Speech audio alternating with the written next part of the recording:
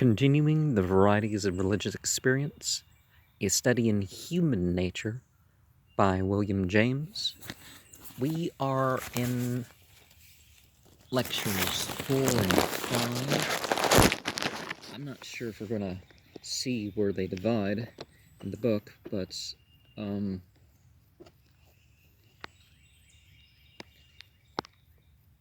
religion of healthy-mindedness. In another letter, Parker writes, I have swum in clear, sweet waters all my days, and if sometimes they were a little cold, and the stream ran averse and sometimes rough, it was never too strong to be breasted and swum through. From the days of earliest boyhood, when I went stumbling through the grass, up to the gray-bearded manhood of this time, there is none but has left me honey in the hive of memory, that I now feed on for present delight. When I recall years, I am filled with a sense of sweetness and wonder that such little things can make a mortal so exceedingly rich. But I must confess the chiefest of all my delights is still the religious. Well, you can encompass all of life in the religious, but, Another good expression of the once-born type of consciousness, developing straight and natural with no element of morbid compunction or crisis, is contained in the answer of Dr. Edward Everett Hale, the eminent Unitarian preacher and writer, to one of the Dr. Starbuck's circulars. I quote part of it. I observe, with profound regret, the religious struggles which come into many biographies, as if almost essential to the formation of the hero. I ought to speak of these to say that any man has an advantage, not to be esteemed, who is born, as I was, into a family where the religion is simple and rational, who is trained in the theory of such a religion, so that he never knows for an hour what these religious or irreligious struggles are. I always knew God loved me, and I was always grateful to him for the world he placed me in. I always liked to tell him so, and was always glad to receive his suggestions to me. I can remember perfectly that when I was coming to manhood, the half-philosophical novels of the time had a deal to say about the young men and maidens who were facing the problem of life. I had no idea whatever what the problem of life was. To live with all my might seemed to me easy. To learn where there was so much to learn seemed pleasant and almost of course. To lend a hand if one had a chance, natural. And if one did this, why, he enjoyed life because he could not help it, and without proving to himself that he ought to enjoy it.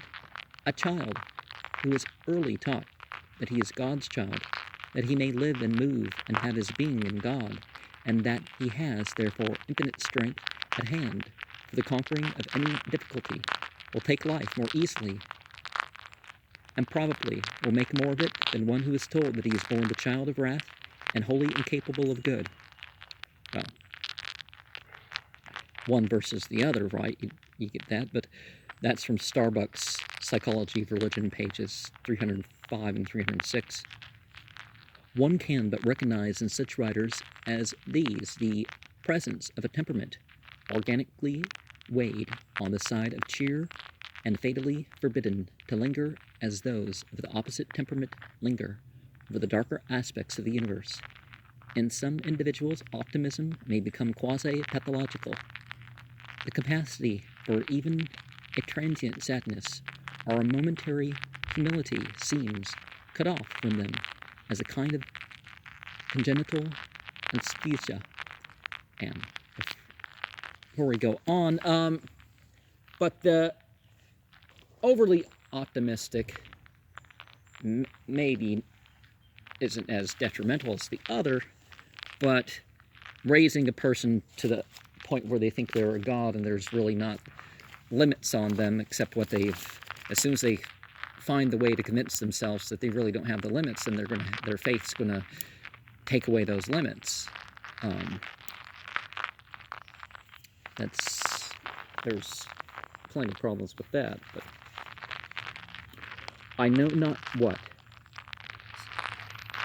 physical laws philosophers will someday refer the feelings of melancholy. For myself, I find that they are the most voluptuous of all sensations, writes Saint Pierre, and accordingly he devotes a series of sections of his work on nature to the plaisirs de la rune, plaisirs des tombeaux, rune de la nature, plaisir de la solitude, each of them more optimistic than the last.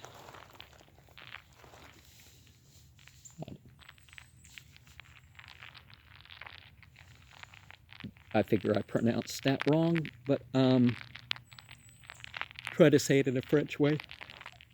If you know what a French way, I don't remember the rules of pronouncing French. This finding of a luxury and woe is very common during adolescence. The truth-telling Marie Bashkirtseff expresses it well. In this depression and dreadful, uninterrupted suffering, I don't condemn life. On the contrary, I like it and find it good. Can you believe it? I find everything good and pleasant, even my tears, my grief. I enjoy weeping. I enjoy my despair.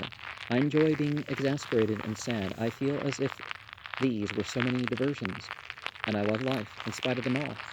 I want to live on. It would be cruel to have me die when I am so accommodating. I cry, I grieve, and at the same time I am pleased. No, not exactly that. I know not how to express it, but everything in life pleases me. I find everything agreeable, and in the very midst of my prayers for happiness, I find myself at being miserable. It is not I who undergo all this, but my body weeps and cries, but something inside of me which is above me is glad of it all. Journal de Marie Bashkirtseff, 1, page 67. The supreme contemporary example of such an inability to feel evil is, of course, Walt Whitman. His favorite occupation, writes, well, this following quote is from R.M. Buck's Cosmic Consciousness, page 182 to 186, abridged. His favorite occupation, writes his disciple, Dr. Buck seemed to be strolling or sauntering about outdoors by himself, looking at the grass, the trees, the flowers, the vistas of light, the varying aspects of the sky, and listening to the birds, the crickets, the tree frogs, and all the hundreds of natural sounds. It was evident that these things gave him a pleasure far beyond what they give to ordinary people. Until I knew the man, continues Dr. Buck, it had not occurred to me that anyone could derive so much absolute happiness from these things as he did. He was very fond of flowers, either wild or cultivated, liked all sorts. I think he admired lilacs and sunflowers just as much as roses. Perhaps indeed no man who ever lived liked so many things and disliked so few as Walt Whitman. All natural objects seemed to have a charm for him. All sights and sounds seemed to please him. He appeared to like, and I believe he did like, all the men, women, and children he saw, though I never knew him to say that he liked anyone, but each who knew him felt that he liked him or her, and that he liked others also. I never knew him to argue or dispute, and he never spoke about money. He always justified, sometimes playfully, sometimes quite seriously, those who spoke harshly of himself or his writings, and I often thought he even took pleasure in the opposition of enemies. When I first knew him, I used to think that he watched himself and would not allow his tongue to give expression to fretfulness, antipathy, complaint, and remonstrance. It did not occur to me as possible that these mental states could be absent in him. After long observation, however, I satisfied myself that such absence or unconsciousness was entirely real. He never spoke depreciatingly He never spoke depreciatingly of any nationality or class of men, our time in the world's history, or against any trades or occupations, not even against any animals, any animals, insects, or inanimate things, nor any of the laws of nature, nor any of the results of those laws, such as illness, deformity, and death. He never complained or grumbled either at the weather, pain, illness, or anything else. He never swore. He could not very well, since he never spoke in anger, and apparently never was angry. He never exhibited fear, and I do not believe he ever felt it. Walt Whitman owes his importance in literature to the systematic expulsion from his writings of all contractile elements. The only sentiments he allowed himself to express were of the expansive order, and he expressed these in the first person, not as your mere monstrously conceited individual might so express them, but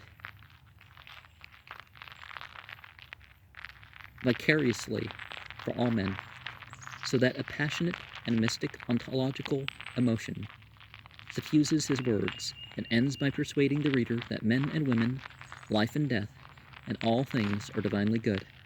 Thus it has come about that many persons today regard Walt Whitman as the restorer of the eternal natural religion. He has infected them with his own love of comrades, with his own gladness that he and they exist. Societies are actually formed for his cult. A periodical organ exists for its propagation, in which the lines of orthodoxy and heterodoxy are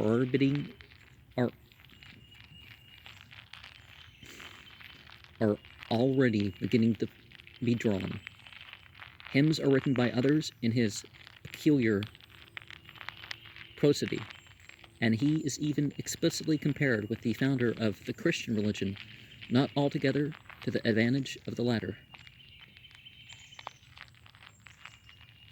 And he's referring to the Conservator, edited by Horace Traubel and published monthly in Philadelphia, is that periodical.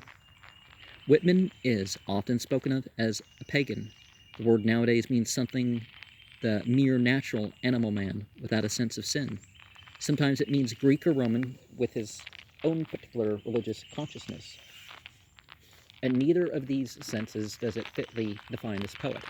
And one of the things you find, whether it's New Agers or whatever, yes, other spiritual paths believe in sin. They just don't believe in the Christian, they don't, it just isn't quite taken, making mistakes isn't quite taken as it is for the Christian.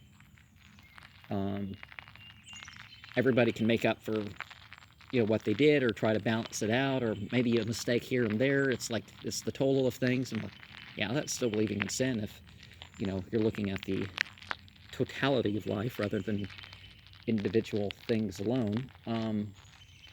Certainly in court you have to look for the individual things alone, but he is more than your mere animal man who has not tasted of the tree of good and evil. He is aware enough of sin for his swagger to be present in his indifference towards it, a conscious pride in his freedom for afflictions and contractions, which your genuine pagan, in the first sense of the word, would never show. And of course, pagan and heathen, if you were a monotheist, that's what they called you. Pagan, heathen, Gentile, that's what the churches called you. The Catholic Church didn't try to change that until 1967. This is much before that. So, in the Song of Myself, page 32, I could turn and live with animals. They are so placid and self-contained. I stand and look at them long and long. They do not sweat and whine about their condition. They do not lie awake in the dark and weep for their sins. Not one is dissatisfied, not one is demented with the mania of owning things. Not one kneels to another, nor to his kind that lived thousands of years ago. Not one is respectable or unhappy over the whole earth. no, and that owns the quote. No natural pagan could have written these well-known lines, but on the other hand, Whitman is less than a Greek or Roman, for the consciousness, even in Homeric times, was full to the brim of the sad mortality of this sunlit world, and such a consciousness Walt Whitman resolutely refuses to adopt. When, for example, Achilles, about to slay Lycaon, Priam's young son, hears him sue for mercy, he stops to say what we find in the Iliad 21 from E. Meyer's translation, "Ah, friend, thou too must die. Why thus lamentest thou? Patroclus too is dead, who is better far than thou. Over me to hang death and forceful fate. There cometh morn or eve or some noonday, when my life to some man shall take in battle, whether with spear he smite or arrow from the string." Then Achilles savagely severs the poor boy's neck with his sword, heaves him by the foot into the Scamander, and calls to the fishes of the river to eat the white fat of Lycaon. Just as here, the cruelty and sympathy of each ring true, and do not mix or interfere with one another. So did the Greeks and Romans keep all their sadnesses and gladnesses unmingled and entire. Instinctive good they did not reckon sin, nor had they any such desire to save the credit of the universe as to make them insist, as so many of us insist, that what immediately appears as evil must be good in the making, or something equally ingenious. Good was good and bad was just bad. For the earlier Greeks, they neither denied the ills of nature. Walt Whitman's verse, "What is called good is perfect, and what is called bad is just as perfect," would have been mere silliness to them. Nor did they, in order to escape from those ills, invent another and better world of the imagination in which, along with the ills, the innocent good of sense would also find no place. Innocent goods of sense. Well, it wasn't that they invented another place. There are, we can't say that in a scientific sense that afterlife ideas are always invented. Sometimes you can say, yeah, this is just limited to the time and place. But there's some that goes outside that. And even if it doesn't go outside that, people really experience stuff. But the point was not to, put it out there as an escapism, that you don't make the best of this life because of some next life. This integrity of the instinctive reactions, its freedom from all moral sophistry and strain, gives a pathetic dignity to ancient pagan feeling, and this quality Whitman's outpourings have not got. His optimism is too voluntary and deficient. His gospel has a touch of bravado and an affected twist, and this diminishes its effect on many readers who are yet well disposed towards optimism, and on the whole quite willing to admit that in important respects Whitman is of the genuine lineage of prophets.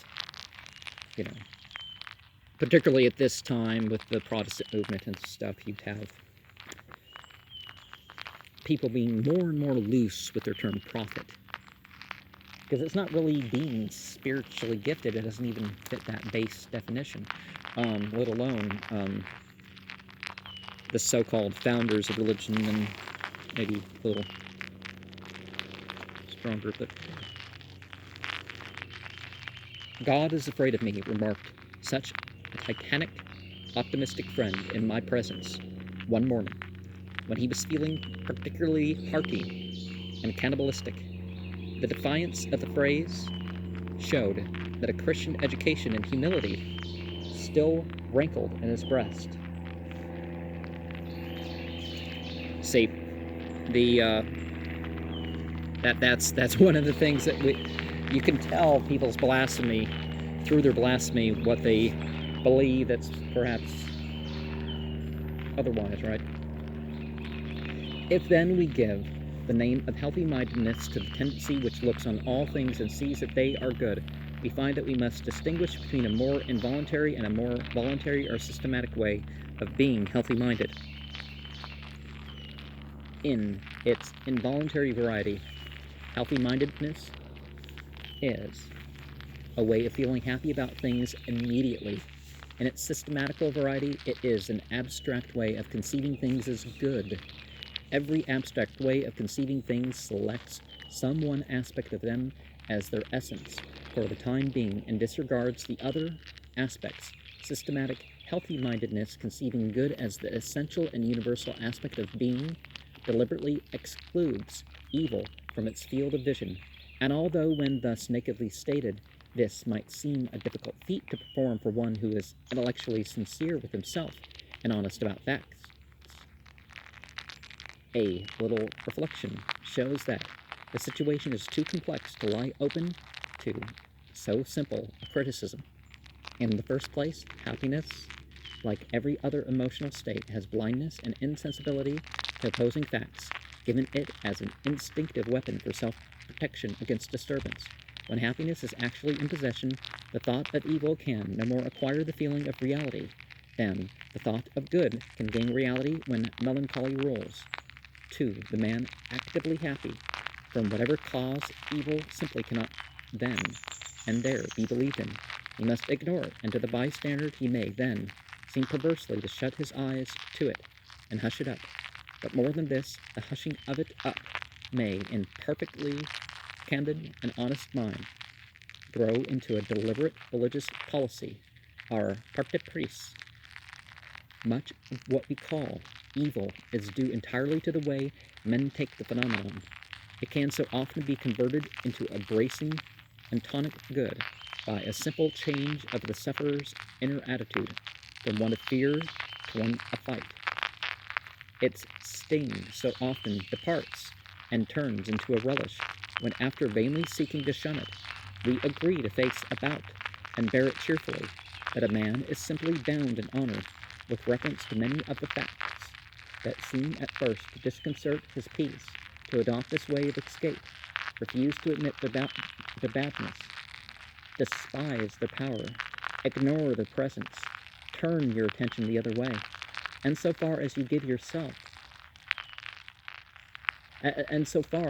yourself are concerned, at any rate, though the facts may still exist, their evil character exists no longer, since you make them evil or good by your own thoughts about them. It is the ruling of your thoughts which proves to be your principal concern.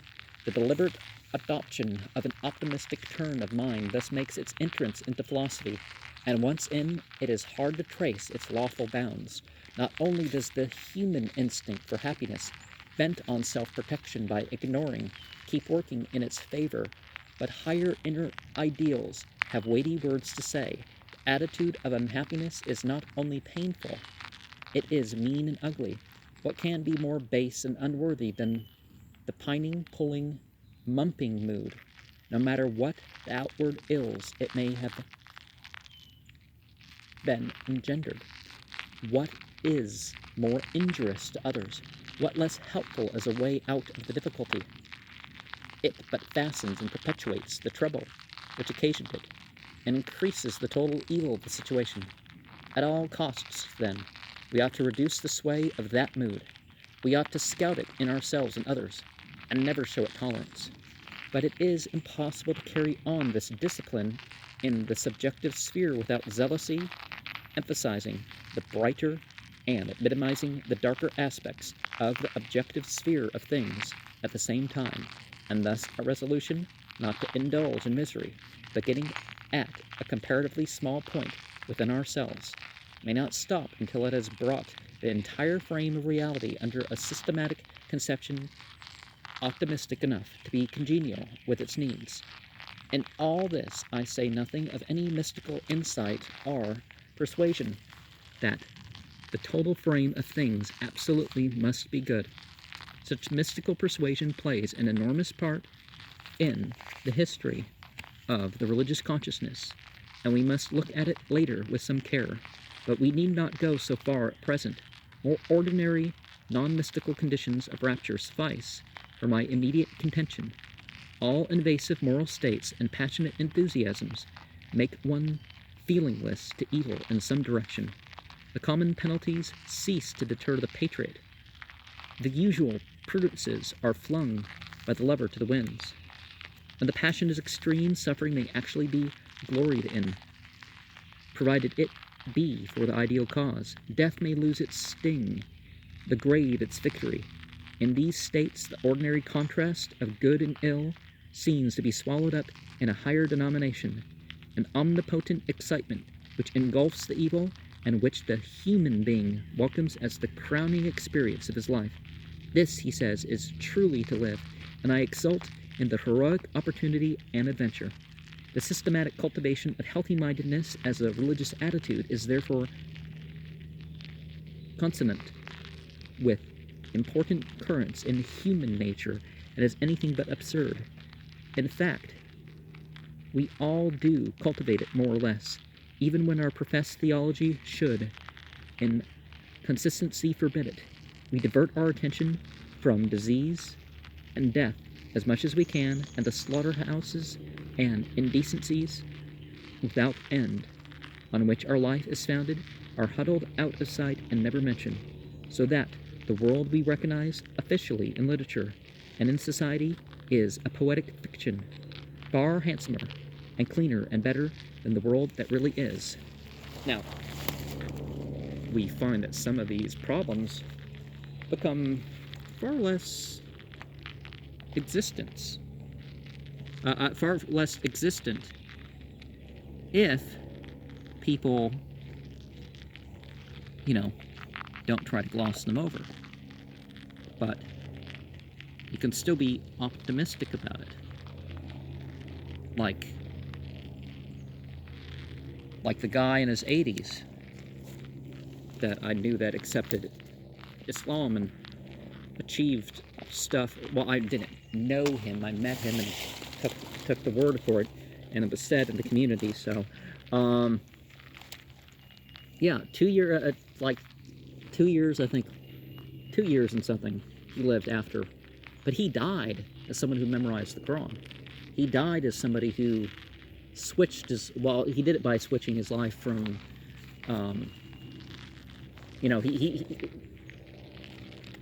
spending a couple hours with scripture a day rather than movies and stuff, and just life was the better for it. And there's people who change in more dramatic ways than that. There's always hope. And society as a whole, well, it's not everybody, so again, more reason for hope.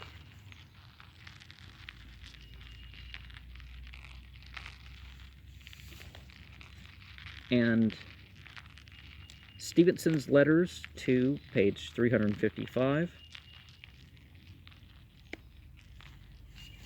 As I go on in this life, day by day, I become more of a bewildered child. I cannot get used to this world. To procreate, to heredity, to sight, or hearing, the commonest things are burthen. Prime obliterated, polite surface of life, and the broad body and orgiastic are Manatic foundations form a spectacle to which no habit reconciles me. Ariel said that. And so, yeah, we definitely find that sort of sentiment, right? That habits can be changed, holes in life can be filled, people who eat the wrong things in life can have their very impulses changed away from it. The advance of liberalism, so-called in Christianity, during the past 50 years, may fairly be called a victory of healthy-mindedness within the Church over the morbidness with which the old hellfire theology was more harmoniously related. We have now whole congregations whose preachers, far from magnifying our consciousness of sin, seem devoted rather to making little of it. They ignore or even deny eternal punishment, and insist on the dignity rather than on the depravity of man. They look at the continual preoccupation of the old-fashioned Christian with the salvation of his soul as something sickly and reprehensible rather than admirable, and a sanguine and muscular attitude, which to our forefathers would have seemed purely heathen. Pagan and heathen really come from Greek and Roman terms referring to the style of housing. This wasn't religious classification, has become in their eyes an ideal element of Christian character. I'm not asking whether or not they are right. I am only pointing out the change. The persons to whom I refer have still retained for the most part their nominal connection with Christianity, in spite of their discarding of its more pessimistic theological elements. I mean, try to find somebody who actually believes the whole Bible. I'm not sure that I've come across that. Unless it's something like they believe what contradicts, which you really can't. But, but in that theory of evolution, which gathering momentum for a century has, within the past 25 years, swept so rapidly over Europe and America, we see the ground laid for a new sort of religion of a nature which has entirely displaced Christianity from the thought of a large part of our generation. The idea of a universal evolution lends itself to a doctrine of general meliorism and progress, which fits the religious needs of the healthy-minded so well that it seems almost as if it might have been created for their use. Accordingly, we find evolutionism interpreted thus optimistically and embraced as a substitute for the religion they were born in by a multitude of our contemporaries who have either been trained scientifically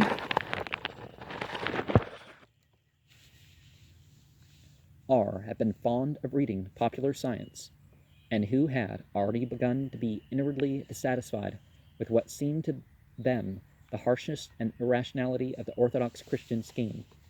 As examples are better than descriptions, I will quote a document received in answer to Professor Starbuck's circular of questions. The writer's state of mind may be, by courtesy, be called a religion, for it is his reaction on the whole nature of things. It is systematic and reflective, and it loyally binds him to certain inner ideals. I think you will recognize in him, coarse-meated and incapable of wounded spirit as he is, a sufficiently familiar contemporary type. Question: what does religion mean to you? Answer: it means nothing, and it seems, so far as I can observe, useless to others. I am 67 years of age, and I have resided in X 50 years, and I have been in business 45. Consequently, I have some little experience of life and men, and some women too, and I find that the most religious and pious people are, as a rule, those most lacking in uprightness and morality. The men who do not go to church or have any religious convictions are the best. Praying, singing of hymns, and sermonizing are pernicious. They teach us to rely on some supernatural power when we ought to rely on ourselves. I totally disbelieve in a God. The God idea was begotten in ignorance, fear, and a general lack of any knowledge of nature. If I were to die now, being in a healthy condition for my age, both mentally and physically, I would just as life, yes, rather die with a hearty enjoyment of music, sport, or any other rational pastime. As a timepiece stops, we die, there being no immortality in either case. Question: what comes before your mind corresponding to the words God, heaven, angels, etc.? Answer: nothing whatever. I am a man without a religion. These words mean so much mythic bosh. Question: have you had any experiences which appeared providential? Answer: none whatever. There is no agency of the superintending kind. A little judicious observation as well as knowledge of scientific law will convince any one of this fact. Question: what things work most strongly on your emotions? Answer: lively songs and music, pinafore instead of an oratorio. I like Scott, Burns, Bryan, Longfellow, especially Shakespeare, etc., of songs, the Star-Spangled Banner, America, Marseillaise, and all moral and soul-stirring songs, but wishy-washy hymns are my detestation. I greatly enjoy nature, especially fine weather, and until within a few years used to walk Sundays into the country, 12 miles often, with no fatigue, and a bicycle, 40 or 50. I have dropped the bicycle. I never go to church, but attend lectures when there are any good ones. All of my thoughts and cogitations have been of a healthy and cheerful kind. For instance, for instead of doubts and fears, I see things as they are, for I endeavor to adjust myself to my environment. This I regard as the deepest law. Mankind is a progressive animal. I am satisfied he will have made a great advance over his present status 1,000 years hence. Question: what is your notion of sin? Answer: it seems to me that sin is a condition, a disease, incidental to man's development, not being yet advanced enough. Morbidness over it increases the disease. We should think that 1,000,000 of years hence equity, justice, and mental and physical good order will be so fixed and organized that no one will have any idea of evil or sin. Question: what is your temperament? Answer: nervous, active, wide awake, mentally and physically. Sorry that nature compels us to sleep at all.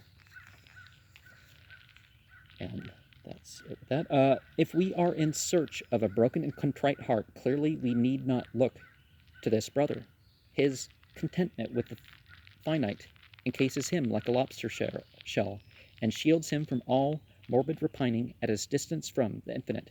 We have in him an excellent example of the optimism which may be encouraged by popular science. Well, don't we find even more reasons to think we're all going to die and stuff from science? But we see very clearly with that there's reasons to think that a person like that would be religious if they were presented with something different. You don't know, but yeah. To my mind, a current far more important and interesting religiously than that which sets in from natural science towards healthy-mindedness is that which has recently poured over America and seems to be gathering force every day. I am ignorant what foothold it may yet have acquired in Great Britain, and to which, for the sake of having a brief designation, I will give the title of the Mind Cure movement. There are various sects of this new thought, to use another of the names by which it calls itself, but their agreements are never so profound that their differences may be neglected for my present purpose, and I will treat the movement without apology, as if it were a simple thing. It is a deliberately optimistic scheme of life, with both a speculative and a practical side. Its gradual development during the last quarter of a century, it has taken up into itself a number of contributory elements, and it must now be reckoned with as a genuine religious power. It has reached for the stage, for example, with the damned, for its literature is great enough for insincere stuff, mechanically produced for the market, to be to a certain extent supplied by publishers, a phenomenon never observed, I imagine, until a religion has got well past its earliest insecure beginnings. Now, man invented certainly would be insecure, you could say, or perhaps the humans don't know what to make of it. But if somebody has a mission in life and it's their real mission in life, well, they should figure out that they're doing their real mission in life and, be pleased with that, right?